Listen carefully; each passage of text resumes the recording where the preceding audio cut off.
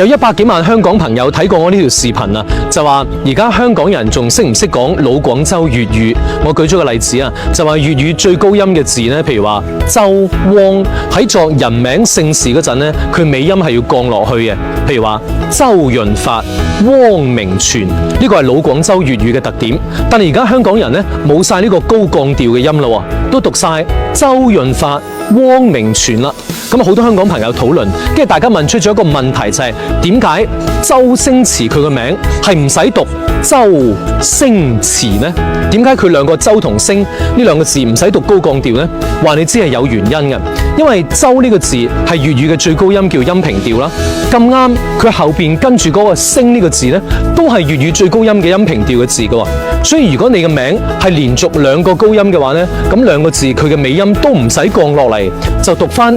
高平調就得噶啦，就係周星馳，唔好讀周星馳喎，咁樣係唔啱噶。嗱，譬如話張家輝佢個名係一個典型嚟噶，你聽聽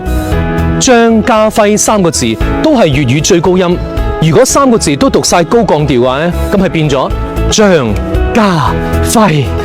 啊，唞氣都唞唔過嚟，所以張家輝咧唔好咁讀，就讀翻高平調張家輝就得啦。